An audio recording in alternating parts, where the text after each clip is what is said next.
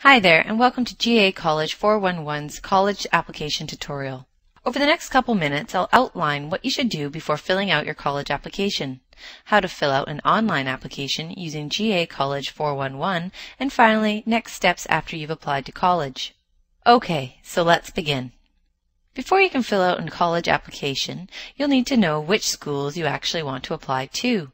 Start by using the School Finder tool in the Explore Schools section. Here you will have a chance to select specific criteria that you want in a college. Begin with the important factors such as majors, location, and tuition, and then gradually add more specifications until you have a handful of colleges to explore. Once you've reviewed a few college profiles and their websites, save the ones you like best to your portfolio. When you're confident that you know which colleges you want to apply to, then you're ready to take the next step. Click on the Application section beneath the College Planning tab.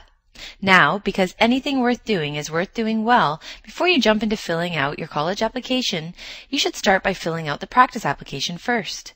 That way, you'll know what to expect on the real thing and will be better prepared to put your best foot forward.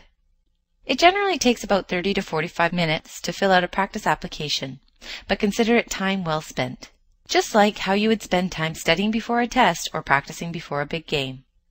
So, a pop-up screen will appear with your practice application. And as you see here, on the first screen, you'll start by filling out your name and address. On the second screen, you'll have to provide some personal information. On the third is where you'll enter your enrollment information. On the fourth, you'll add your educational information. On screen 5, you'll want to fill out your activities and interests.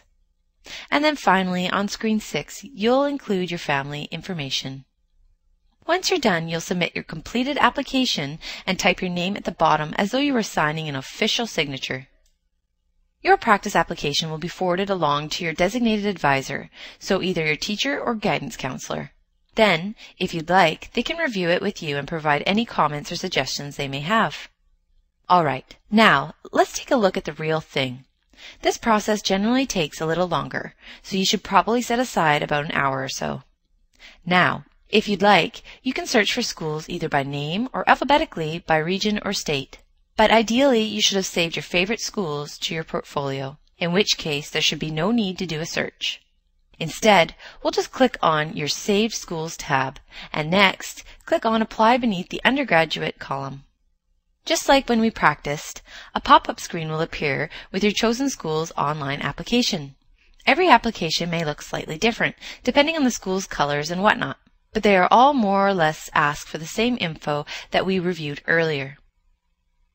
You'll want to read through all this information on the first page, and when you're ready, click on Begin Application. So, you'll see here that they ask for the same type of info that we saw before, even though the format is slightly different, which is to be expected. There are thousands of schools out there, so not every application format is going to be exactly the same. But at least, if you do the practice application first, you'll have an idea of what to expect.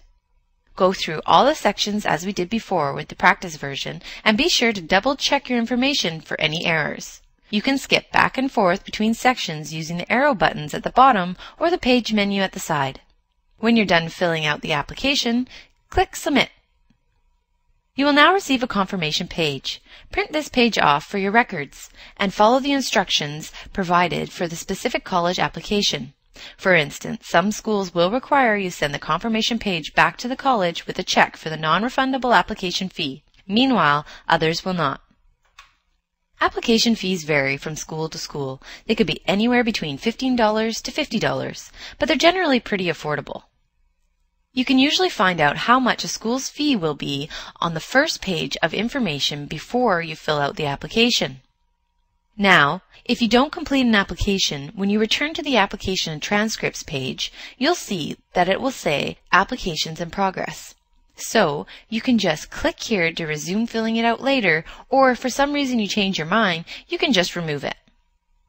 However, if you complete an application, then this page will track which colleges you've applied to and will link to a copy of the application confirmation form for your records. Once you've applied to all your schools, you'll want to work on your financial aid plan. If you're awarded any special grants from the schools you've applied to, then you'll be able to take those into account as you calculate cost using the financial aid wizard.